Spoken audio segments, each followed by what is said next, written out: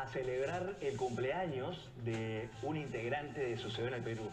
¿Y qué hemos venido a comer? Algo que le gusta a todos y todos están de acuerdo. ¿Qué cosa es? El rico pollo a la brasa. El pollo a la brasa se ha convertido en un símbolo más de la peruanidad. Peruanos y peruanas, familia, amigos y compañeros de trabajo comen pollo a la brasa prácticamente en cualquier momento. Es algo súper popular y muy democrático. Por supuesto, los comen los de arriba, los de abajo, y pollerías y pollo a la brasa hay en todos los rincones, en cada esquina de nuestro extenso territorio peruano. Pero cuando se juntan historiadores aficionados a la historia en un programa como Sucedió en el Perú, surgen las preguntas. ¿Cómo empezó el pollo a la brasa? Sobre todo, ¿cuándo llegaron los pollos a esta parte del continente? O las gallináceas. ¿Qué comían los antiguos peruanos? Así que este va a ser un programa sobre el pollo a la brasa y más, porque todo esto también sucedió en el Perú. Al ataque, ¿ya? Bien, por favor, vamos, vamos. Ahora sí.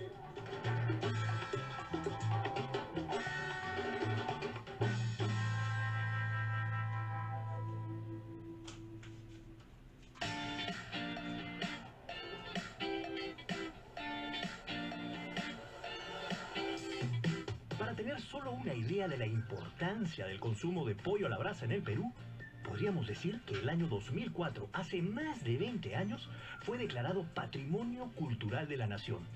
Por otro lado, desde el año 2010, cada tercer domingo de julio, se celebra el Día del Pollo a la Brasa. El pollo a la brasa nos ha acompañado en varias etapas de nuestra vida. Y no solamente eso, sino que es algo que une a la generación del abuelo, del papá, del hijo y del nieto. Es decir, una generación es una etapa de la vida, por un lado. Y por otro lado, el sabor intenso, es decir, cala con lo que es el peruano, el horror al vacío. Esta idea de que no dejamos ningún espacio en blanco. Si hay, por ejemplo, maquis, tiene que ser con sabor acevichado. No aceptamos que haya un espacio en blanco y el pollo a la brasa tiene eso. Esa cuestión de la piel, el pellejo grasoso que tiene sabor intenso y las papas fritas que tienen sabor intenso, pero eso sí, con su bolsa de ají o su ketchup, no tiene que tener bastante intensidad. Esto está asociado también con esa necesidad que tenemos de lípidos y de azúcares. ¿Por qué? Porque, claro, nos gusta la gratificación emocional que nos da. Somos de gratificación emocional por esa vía, pero también necesitamos energía barata que nos permite seguir trabajando. Y una vez que esa energía se gasta, podemos recuperarla después con galletas o chocolates. Es una forma muy propia de nosotros de siempre tener esa gratificación y al mismo tiempo esa energía. El pollo a la brasa con todo combina y a todos recibe. Hoy se consume mucho con arroz chaufa, el popular monstruito. El monstruito es más o menos reciente, de unos 15 años. Ahora, el monstruito empieza a pegar en los barrios, o sea, empieza en la periferia, lo que llaman los conos, ¿no? No en tanto en los distritos mesocráticos de Lima, y se adapta a los distritos más centrales, ¿no? Tal es así que una de las pollerías más celebradas del momento, que es la pollería Tori, tiene el monstruito, ¿no? Que le llaman combo chaufa o algo por el estilo, pero básicamente es un monstruito.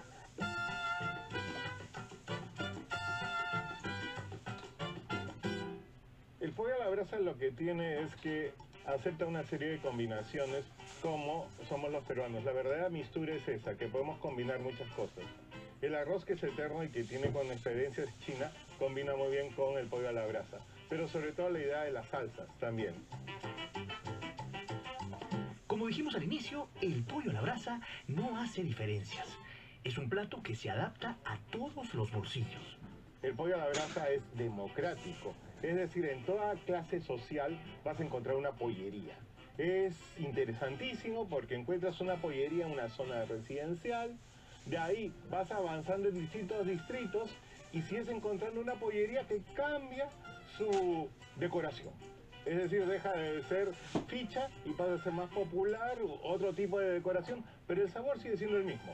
Es decir, no cambia, es democrático. La receta sigue siendo la misma. Y incluso a veces sigues viendo a los pollos dando vueltas ahí bajo el fuego.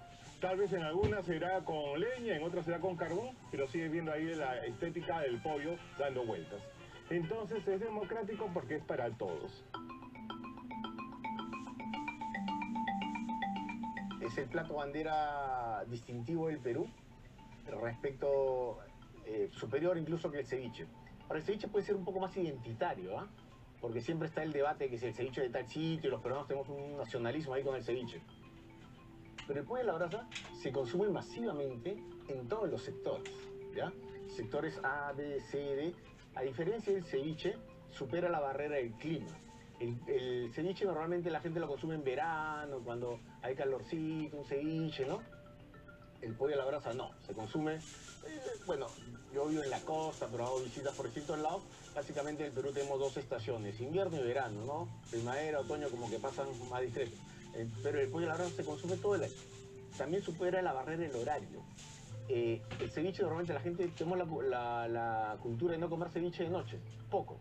En cambio, el pollo a la brasa puede ser almuerzo, cena. Democrático, delicioso, irresistible. Además, el pollo a la brasa tiene la cualidad de congregar. Peruanos y peruanas se reúnen para comer su pollito a la brasa con toda la familia. Los fines de semana tú ves esas pollerías en el centro de Lima, que la familia va, los chicos juegan en los juegos y se reúnen. Todos compran un pollo, su bolsa de ají y su Inca Kola familiar. ¿Qué más puede unir a una familia que el pollo a la brasa? Y nosotros somos no de comer parados, sino de unirnos, de conversar, de estar en torno a algo. Y si ese algo es un pollo a la brasa, une bastante. El pollo a la brasa tiene dos elementos de democracia: el precio y la idea que no necesitas cubiertos. Es decir, creo que empata bastante con un gusto popular. Lo podemos hacer con esto y con esto.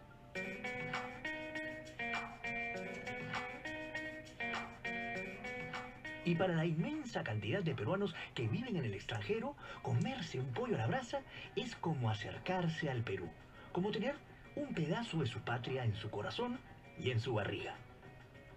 Yo viví una época fuera y en la zona de Queens los restaurantes peruanos se presentaban como pollo a la brasa, se presentaba como algo peruano únicamente.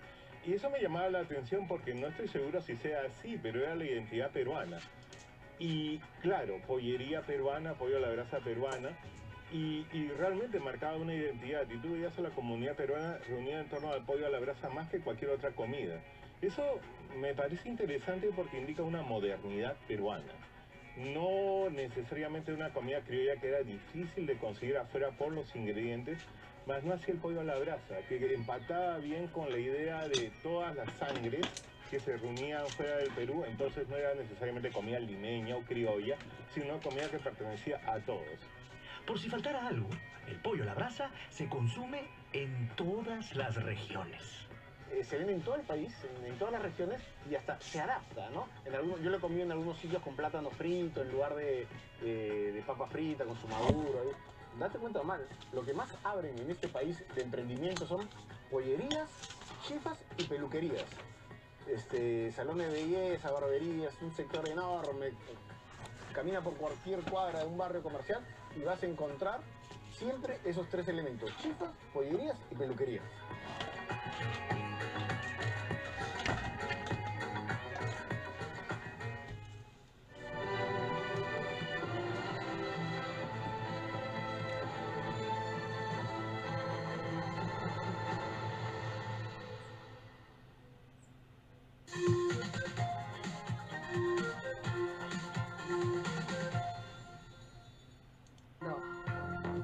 Sucedió en el Perú.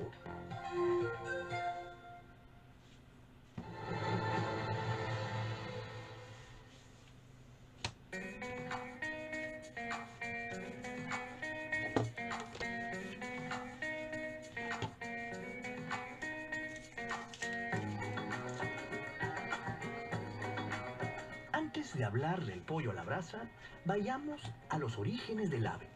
Los estudios más recientes señalan que los primeros restos de pollo domesticado se encontraron en un sitio de cultivo de arroz en Tailandia y tienen una antigüedad de 3.500 años aproximadamente. Al parecer, luego de que los seres humanos de esta zona plantaron arroz en su lugar de asentamiento, el ave apareció y pudo ser domesticada. Desde este lugar, los pollos fueron trasladados hacia el oeste, pero en un inicio no sirvieron como fuente de alimento, sino más bien fueron venerados y considerados animales exóticos. Al parecer, la domesticación pudo ocurrir independientemente en otras regiones como India o China, pero los estudios sugieren que el sudeste asiático fue el punto de origen principal. Ahora, ¿de qué ave hablamos? ¿Cuál es el ancestro, el antepasado de los pollos domésticos modernos? Pues se trata de la subespecie de ave de la selva Gallus hespericus, ave tropical de la familia de los faisanes, el ave roja de la jungla. La gallina originalmente es tailandesa, según las investigaciones genéticas y arqueológicas. Luego tiene un radio de dispersión entre China y India. Entonces hay un gran margen de aparición de esa gallina que luego va hacia Europa y también al Asia propiamente. Hay que recordar que la gallina, así como el puerco o el pavo mismo, que es mesoamericano, centroamericano, son animalitos que básicamente han estado siempre a expensas de áreas domésticas. Entonces la gente los ha visto permanentemente y el mismo animal, muy dócil, se acerca a las áreas de habitación y consume los desperdicios y alimentos que están ahí disponibles en la gente. Entonces hay una buena asociación entre ser humano y gallina en ese contexto, ¿no? Como dice el historiador Henry Mitrani en el libro Su Majestad el Pollo, los egipcios fueron los primeros en reproducir artificialmente la gallina. Fueron ellos quienes descubrieron la incubación artificial. Los que difunden la crianza de la gallina y del gallo, porque en esa época eran juntos, es Roma. Y son los romanos que agarran todo el Mar Nostrum.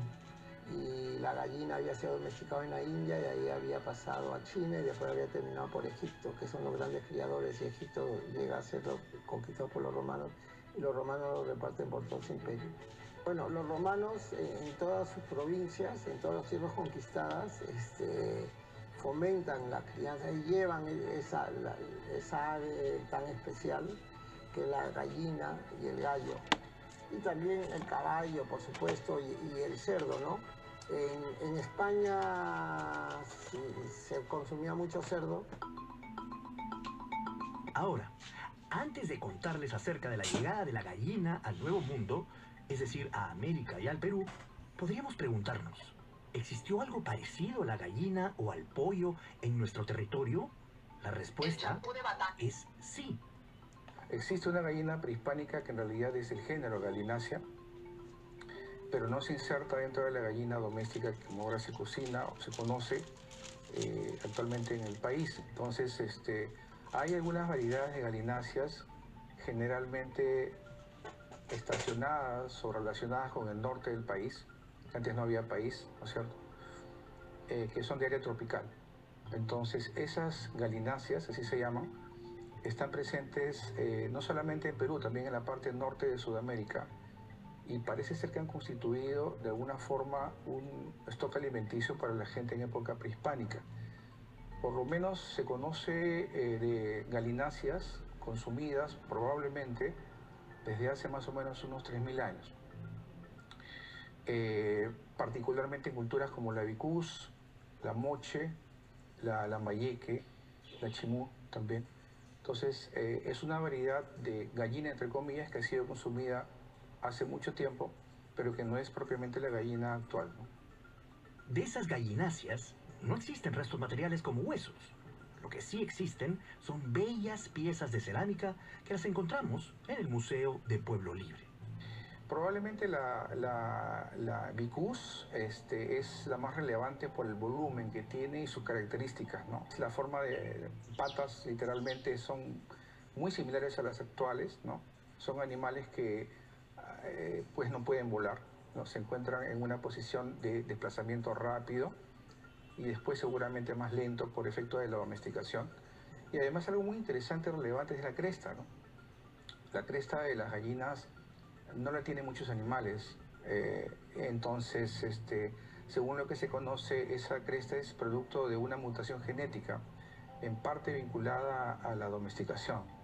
Entonces estamos hablando muy probablemente de gallinas que estén domesticadas en parte del norte peruano, entre comillas, ¿no? Entonces esas características hablan de una gallina, entre comillas, que es oriunda, no nativa, por lo menos en una variedad, ¿no?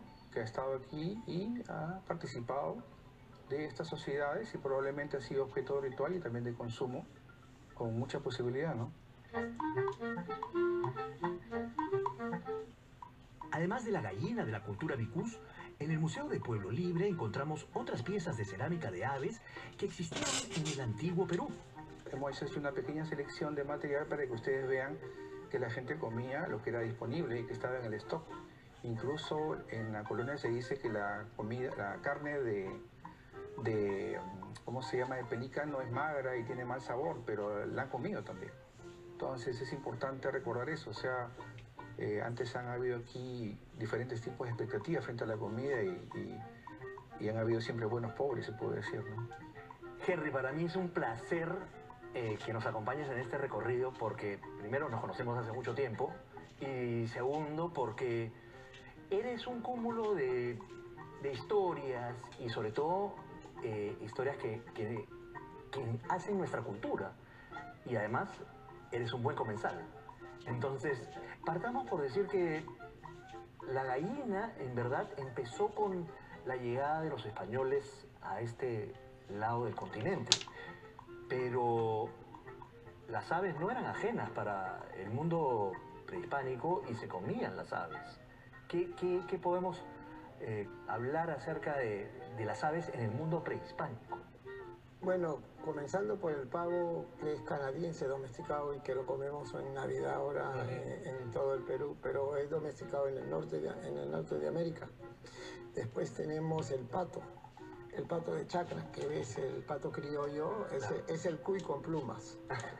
Fue domesticado casi en la época del cuy y era una de las especies preferidas para la alimentación. Y después estaban las aves, las palomas. Las pequeñas, de esas aves Sí, pequeñas. la cuculí. Se cazaban, hay dibujos de Guamapoma cazándolas con redes, por ejemplo, ¿no? Y después se desplumaban y eran de consumo de las comunidades, ¿no? Entonces, esas eran las aves principales que se comían, pero el domesticado en realidad era el pato.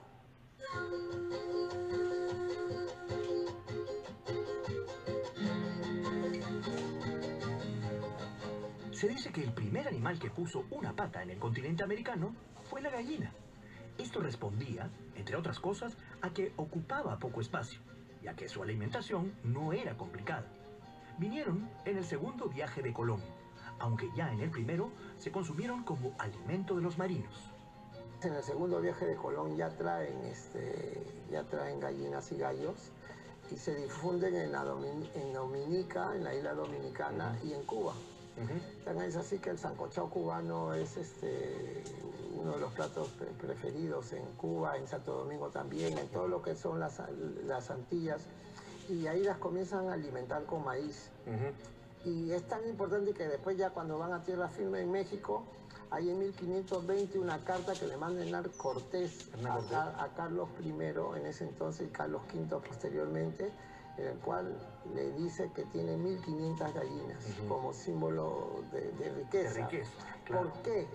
Porque la gallina no solamente servía sino para alimentos, sino servía también para pagar tributos. Servía, por ejemplo, para alquilar casas. Garcilaso en Córdoba, Garcilaso de la Vega, el Inca, en Córdoba alquila una casa por 16 gallinas al año. Tenía también una utilidad económica aparte de alimenticia.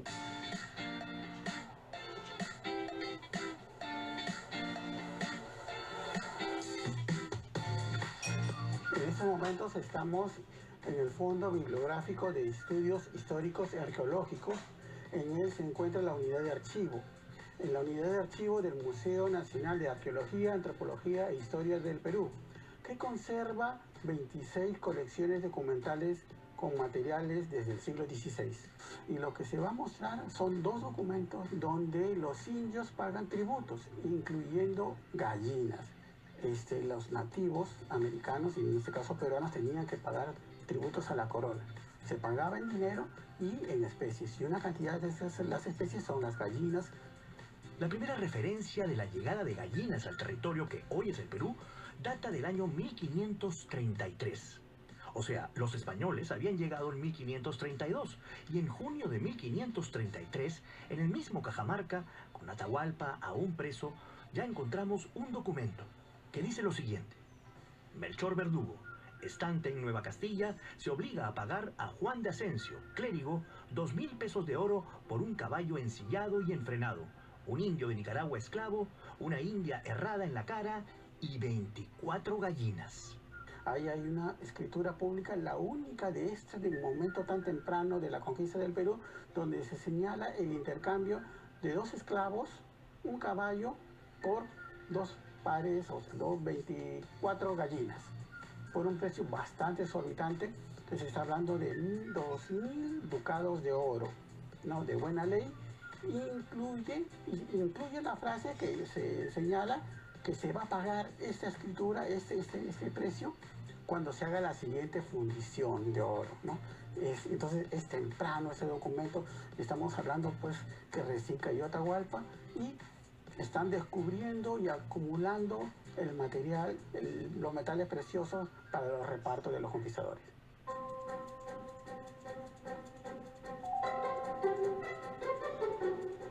Bernabé Cobo fue un sacerdote jesuita español que llegó a Lima muy joven, en 1599, y escribió una crónica denominada Historia de la Fundación de Lima, donde describe la ciudad de los reyes, y en ella se refiere a las gallinas.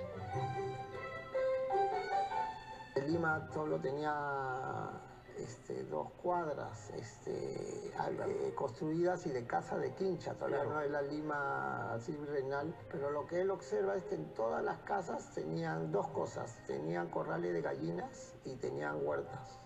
Para los frutos de España, traídos de España. Después ya con el crecimiento de la ciudad, hablemos de Lima porque se da en otras ciudades de la costa, porque no en la sierra, porque la gallina sufre de soroche. Entonces es en las costas, en las ciudades de la costa donde más se difunde la crianza de la gallina, y en el caso de Lima ya se crean las haciendas.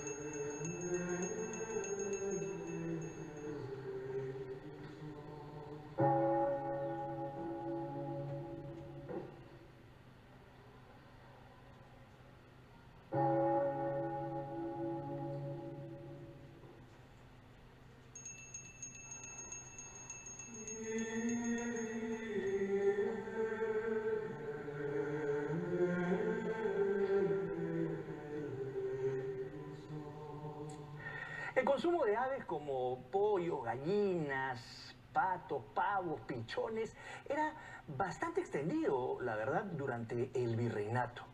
Y en muchas casas existían estos corrales de aves. Y si existían en las casas corrales, por supuesto que en los monasterios también los había.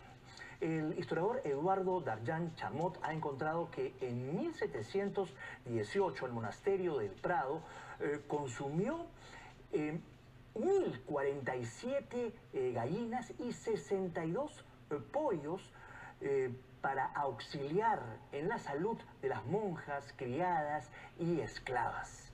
Asimismo, se ha encontrado que en el monasterio de Bernardas de la Santísima Trinidad, entre las cuentas que se tienen de los años 1776 y 1779, dice lo siguiente. una gallina de socorro a una religiosa que sangró y días más tarde una polla a otra religiosa que se sangró. Además, 4 gallinas para una religiosa gravemente enferma. Pero estas aves no solamente se consumían para auxiliar la salud de las monjas de un convento o monasterio, también se consumían en momentos de alegría o celebración. Se ha encontrado que en el mismo monasterio se consumieron 24 gallinas en el año 1796 para celebrar la elección de una abadesa. Así que las monjitas también comían bastante bien su pollito asado apimentado.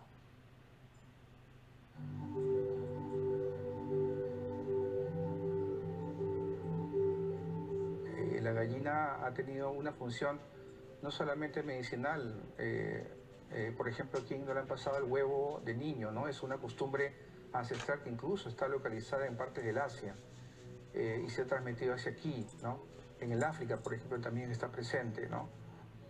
En el siglo XVII, la carne que más se consumía era la de cerdo, más que la de carnero e incluso más que la misma vaca. Esto debido a que del cerdo se obtenía la manteca para la cocina, para las frituras. La res se consumía mucho, pero había restricciones religiosas.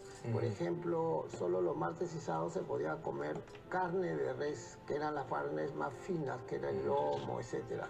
Pero los interiores se podían consumir todos, que los seguimos consumiendo en diferentes partes de América y en España también, la lengua, el estómago, el hígado, etc. Eso sí, no tenían restricciones. Y ahí venía la gallina, pero la gallina, a diferencia de los cabritos, a diferencia de la res, a diferencia del cerdo, en muchos casos, era mucho más delicada para la crianza, porque era más fácil de ser depredada, cazada, la alimentabas con alfalfa, le dabas comida especial, y entonces su carne era muy fina. Entonces, y necesitaba además en ese entonces un gallo que la fecundara. Entonces el huevo era un plato exquisito y se consumía solo cuando tu abuela cumplía 100 años, por ejemplo, para festividades muy especiales. Y el huevo se consumía, comprar un huevo era carísimo si tú no tenías tu corral. Entonces tú consumías un huevo.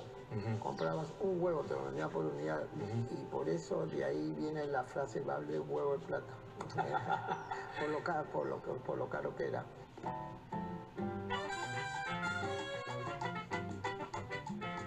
Hoy día, siglo XXI, año 2026, las cosas han cambiado. El pollo es la carne más consumida en todo el mundo. Esta carne, no solamente en el Perú, es ya en el mundo la carne más consumida.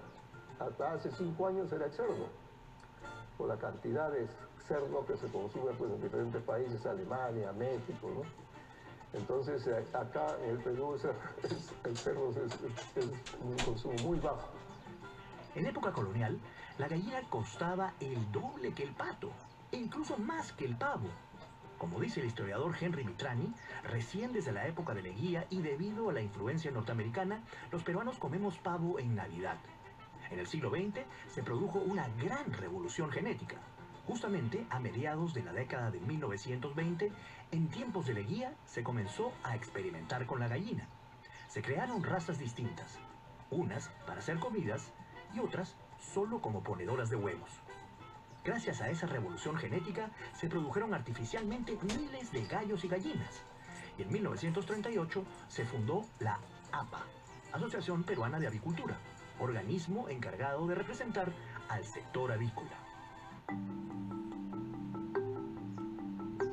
Antes se criaba y había pues todas las plagas, las enfermedades que tenían las aves, ¿no? Y realmente pues tenía una plaga y se morían pues gran cantidad y la actividad se convertía en pérdidas. Entonces el APA se forma justamente para defenderse y traer las mejores innovaciones que se desarrollan en el mundo. En 1938, el mismo año de creación de la APA, La Universidad Agraria, en la Dirección de Ganadería del Ministerio de Fomento y Obras Públicas, creó la primera granja experimental para criar gallinas y pavos provenientes de Estados Unidos. Allí aparecieron las primeras incubadoras. Viene esta revolución genética en la cual se crean gallinas que no necesitan gallos para producir huevos y se crean estos pollos y gallinas que en 7 semanas, no en 120 días, tú podías tenían el peso necesario para ser vendidos en el mercado. Pero veamos cuál es el camino del pollo hoy en día, desde su concepción hasta llegar a nuestras mesas. El inicio comienza con el desarrollo de genética y acá se trae abuelos, se le llama a los padres de los papás, ¿no? Abuelos. Esos abuelos llegan de un día acá, a Perú. Acá se crían hasta las 25 semanas, que ya son adultos. Y esos comienzan a poner los huevos, ¿no? Y esos huevos van a la planta de incubación por 21 días y nacen unas pollitas bebé que son las reproductoras, que vienen a ser la mamá de los pollos. Esas reproductoras igual, se crían en la granja desde un día hasta 21 semanas que son adultas y comienzan a producir huevos que van a la incubación y producen los pollitos bebés, que son los que van a la granja, a los galpones de las granjas, ya para alimentarse y convertir el alimento en carne. Esa función de convertir alimento en carne viene a ser, digamos, el fundamento de la industria avícola, ¿no?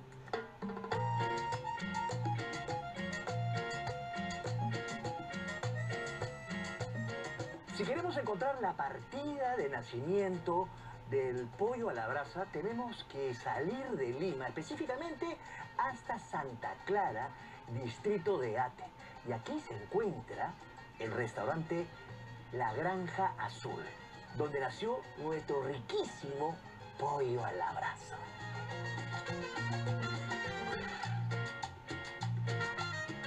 Fue a mediados del siglo XX, en 1949, 1950, cuando dos inmigrantes suizos, primos hermanos, ellos, decidieron poner un par de negocios en el centro de Lima y en Miraflores, y también una granja de pollos en un lugar alejado de la capital, en Santa Clara. Precisamente este espacio en el que estamos era uno de esos corrales donde se criaban aquí estos pollos. Pero los negocios no le fueron nada bien y uno de los primos se mandó a mudar y regresó a Suiza. Pero el otro, Roger Schuller, padre de nuestro conocido y muy famoso Johnny Schuller, queriendo aliviar estas deudas, decidió convertir esa granja de pollos nada menos que en un restaurante.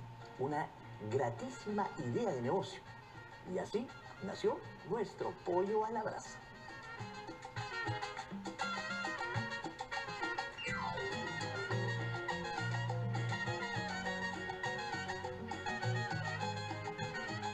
Dos suizos, según dos primos hermanos. Uno que vivía acá y el otro que llega de Bolivia, mi padre.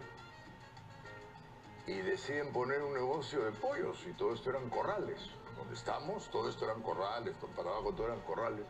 Esos antiguos corrales cuadrados con alambre gallinero y una caseta donde ponían los pollos de noche. Y ponen este negocio y ponen dos tiendas. Una en Lima, creo que en la avenida Wilson, y una ponen en la avenida Larco, en Miraflores. Y maravilloso, quebraron. El negocio quiebra.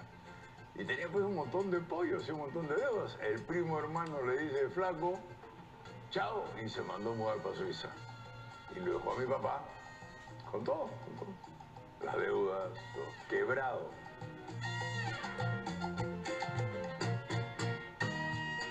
Acá estamos en la playa de estacionamiento, la Granja Azul, y acá afuera todavía, bueno, ya le hemos puesto un poco de asfalto encima, pero todavía se veían los rosetones de pastelero que eran los corrales de los pollos. Todo esto era corrales de los pollos, ¿no?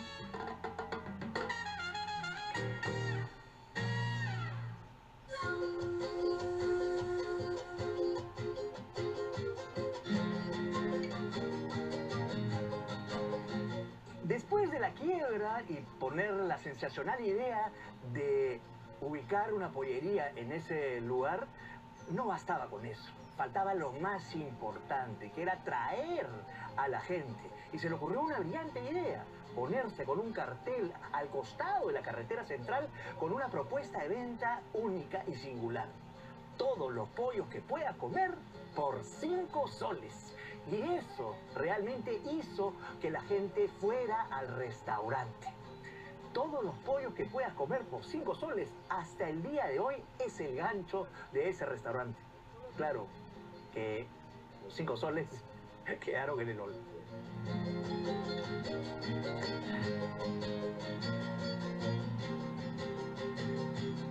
Todos los pollos que puedas comer por 5 soles. Y acá estamos.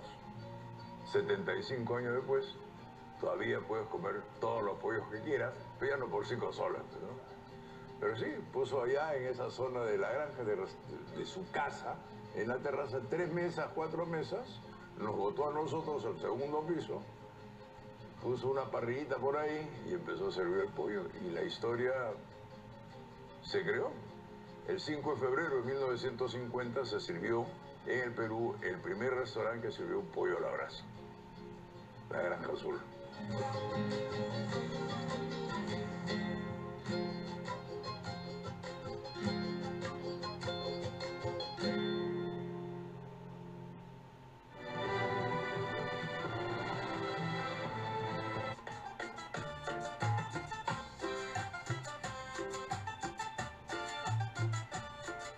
La piedra de toque, el santo grial de los pollos a la brasa, es nada menos que el horno.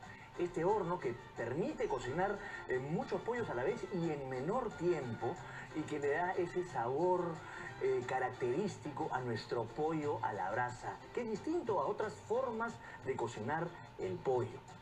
En esa época había mucha gente que quería saborear el pollo de la Granja Azul, pero tenían un horno tradicional que no se daba abasto.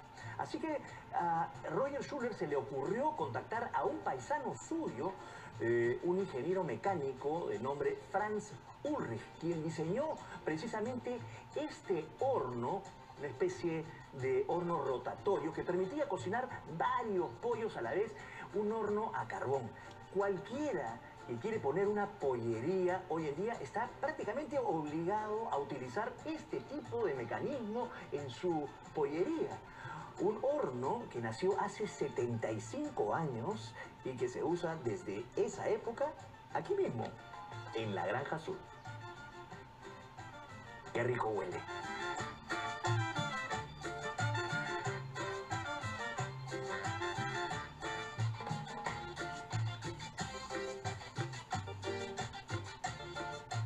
Yo me acuerdo de chico, muy chico, que lo que tenía mi papá era 3 como espadas que giraban y solo entraban 3 pollos en cada espada.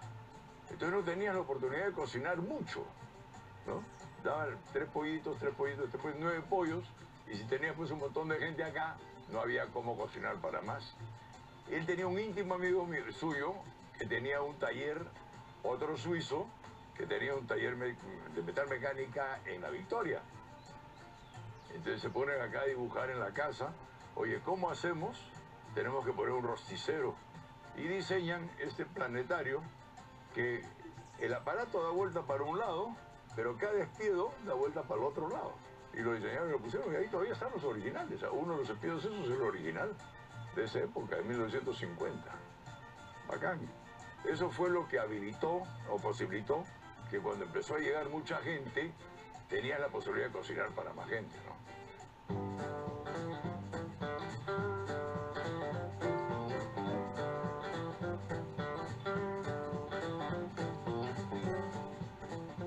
Schuller busca a un amigo suyo para que, si es negocio, tienes que hacerlos varios a la vez, ¿no? Entonces a otro suizo, Franz Ulrich, que diseña el horno este que hace varios pollos a la vez. Casualmente ahí empiezan a trabajar los hermanos Ruiz, que son los que después de alguna manera se se independizan y son los principales fabricantes de hornos de pollería, ¿no, hermano Ruiz? Que son esos ya de acero inoxidable, ¿no? Porque los primeros de la Granja Azul y las pollerías más antiguas eran empotrados en paredes de ladrillo refractario, ¿no? Ahora te lo venden pues en inox, ¿no? En acero inoxidable, y los puedes colocar donde quieras, ¿no? Para el buen funcionamiento de los hornos se utiliza leña de algarrobo o guarango. Le llaman guarango, le llaman en el norte es algarrobo y guarango le llaman al sur de Lima, Ica. Es más aromático, te das cuenta que tiene una cuestión media aromática, es un sabor bien rico. Hay pollos que los hacen una especie de hornos hasta con otro tipo de tecnologías, cocinados como a gas, ¿no? Pero no es igual, tiene que ser la leña. Fue justo en la década de 1950, cuando se abrió la Granja Azul, que la ciudad de Lima se empezó a desbordar y tuvo un crecimiento poblacional muy alto. Fue entonces que la industria avícola también explosionó. Se abrieron granjas en varias zonas de la capital y en la década siguiente también en provincias. No obstante, hasta la década de 1960, lo más barato seguía siendo la carne de res y la de cerdo. Pero con el gobierno militar de las Fuerzas Armadas, que tomó el poder en 1968, también se desataron cambios en las costumbres alimenticias.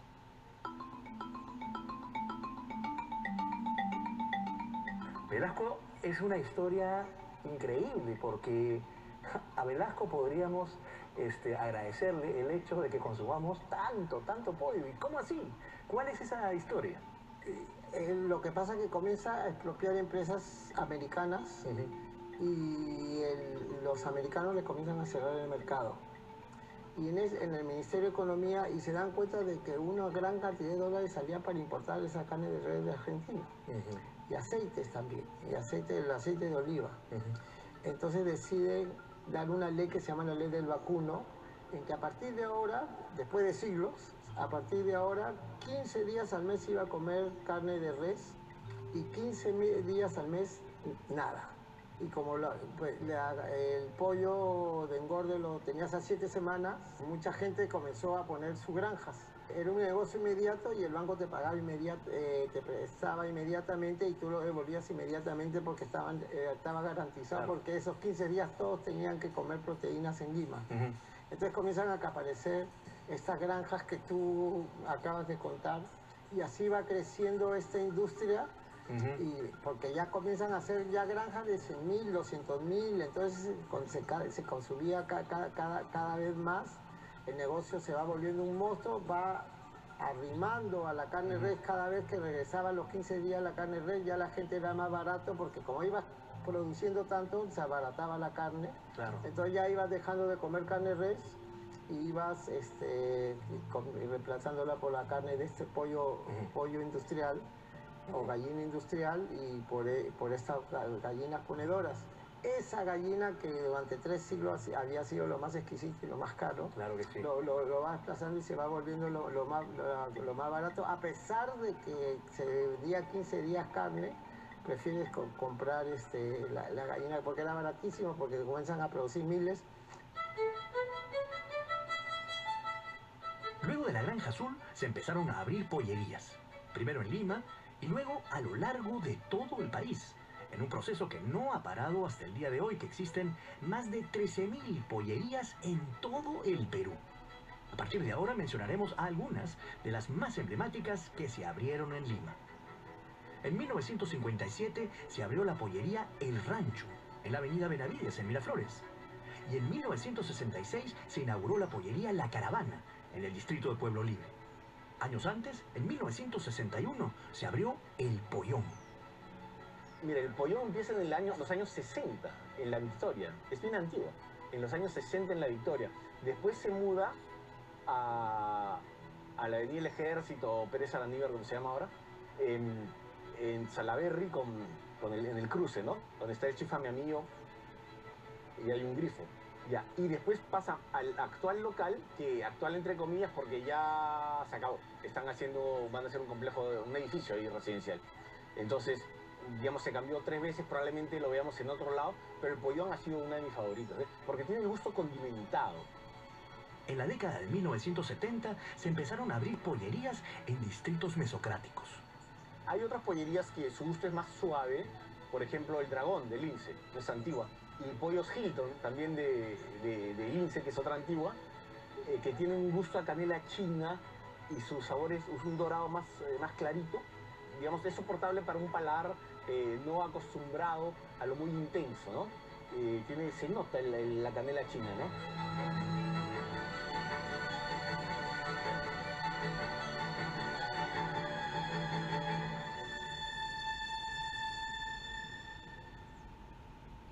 Comer pollo a la brasa no es solo saborear un rico pollo que tenga buen sabor, buena cocción, papas crujientes. Un elemento fundamental para comer el pollo a la brasa más sabroso es el ají. Hay pollerías que se distinguen por su ají.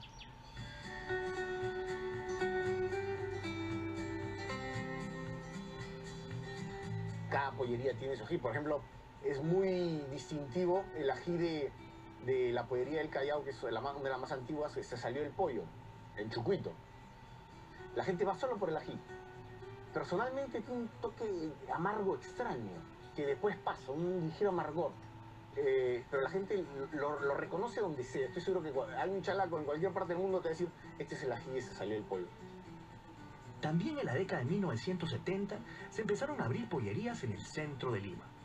Es decir, de Santa Clara, Miraflores, San Isidro, Pueblo Libre, Lince o El Callao se ampliaron al centro de la ciudad. El consumo del pollo a la brasa se estaba popularizando cada vez más. Uno de los más antiguos del centro de Lima es el pollo Welking, ¿ya? Ahora, lo curioso de los pollos del centro de Lima es que también son pollos de amanecida, abren hasta tarde. Entonces, si querías irte a comer tu pollo ahí, tus chelitas, ¿no?, te ibas a rematarla ahí tarde.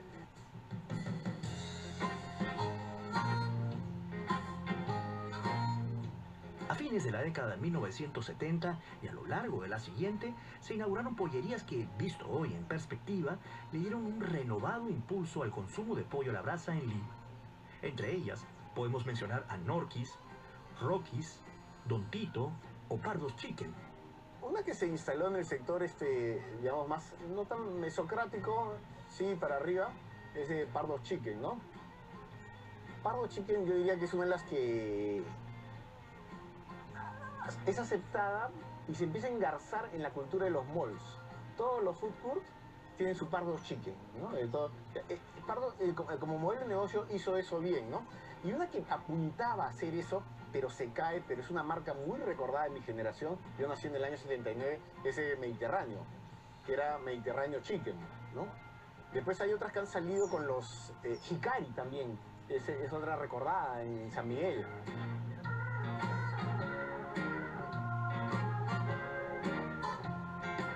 No podemos mencionar a las más de 13.000 pollerías que existen en el país, ni a todos los peruanos y peruanas emprendedoras que trabajan alrededor de la cadena productiva del pollo a la brasa, que no es solo pollo y ají, sino que también fomenta el consumo de papas, chicha morada y más.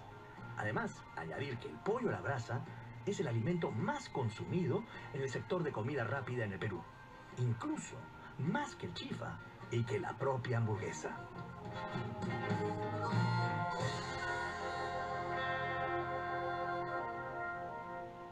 Pero a todos les gusta el pollo a la brasa, niños, grandes.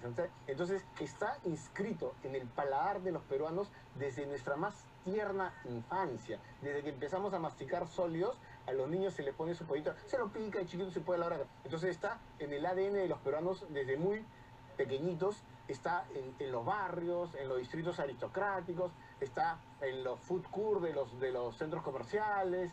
Está en todos lados. El pollo es, la brasa es como el aire, lo respiramos los peruanos.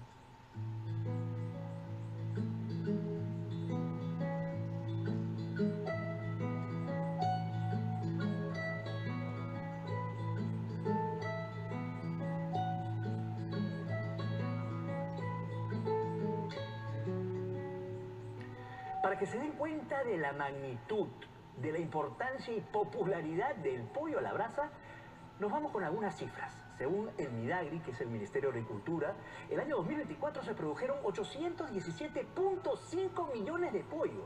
Alrededor de la quinta parte de esta cifra se destinó a la producción de pollo a la brasa. Por otro lado, Se estima también que los peruanos tenemos un consumo per cápita de casi 5 pollos a la brasa al año, 4.8.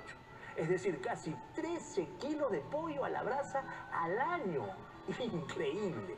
Y como siempre hablamos de nuestro boom gastronómico, podemos decir que uno de los principales motores de ese boom es definitivamente nuestro querido, popular y democrático pollo a la brasa.